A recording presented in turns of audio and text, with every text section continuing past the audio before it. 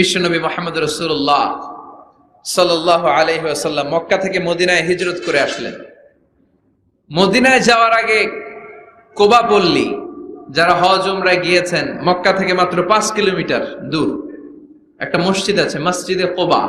প্রতিদিন শনিবার বিশ্বনবী মসজিদে নববী থেকে কোবা মসজিদে হেঁটে হেঁটে যে 2 রাকাত নামাজ পড়তেন। কেউ যদি অজু করে, ঘর থেকে অজু করে যে কোবার মসজিদে নামাজ পড়ে, তার আমল নামে আল্লাহ একটা কবুল উমরা হজের সওয়াব দিয়ে দিবে। এজন্য দেখবেন প্রতি শনিবারে কোবা মসজিদে ভিড়। আমি যতবার গিয়েছি সৌদিতে, প্রত্যেক শনিবারে ওখানে জিয়ারত করেছি। আবার বিশ্বনবী এই সূরাকে বলেছেন সুলুসুল কোরআন, কোরআনের 3 ভাগের 1 ভাগ।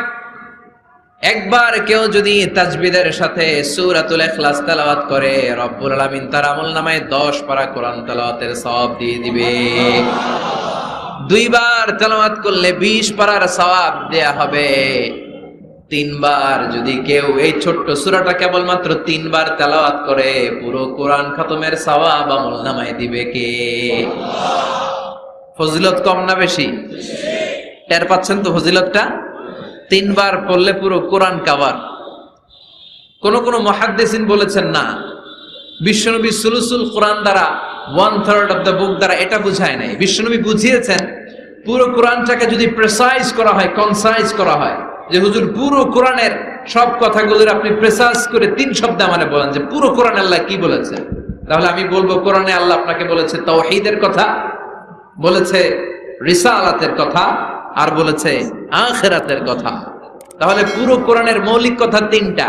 1 নাম্বার তাওহীদ, 2 নাম্বার রিসালাত, 3 নাম্বার সবাই বলেন 1 নাম্বার, 2 নাম্বার, 3 নাম্বার।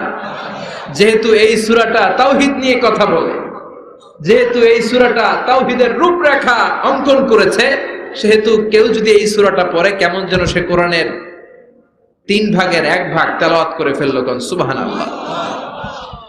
এজন্য এটাকে বিশ্বনবী বলেছেন সুলুসুল কোরআন, 1/3 অফ দ্য বুক। হয় একবার পড়লে 10 পারা, 2 বার 20 পারা, 3 বারে পুরো খতম, না হয় অন্তত তাওহীদের সব বিষয়গুলো আপনার অন্তরের মধ্যে ঢুকে যাবে। চিল্লায় কোন আল্লাহু আকবার। অনেক বরকতের সূরা। বিশ্বনবী মুহাম্মদ রাসূলুল্লাহ সাল্লাল্লাহু আলাইহি ওয়াসাল্লাম মক্কা থেকে মদিনায় হিজরত করে আসলেন।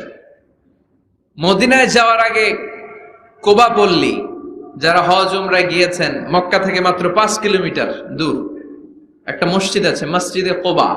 প্রতিদিন শনিবার বিশ্বনবী মসজিদে নববী থেকে কোবা মসজিদে হেঁটে হেঁটে যে 2 রাকাত নামাজ পড়তেন। কেউ যদি অজু করে, ঘর থেকে অজু করে যে কোবার মসজিদে নামাজ পড়ে,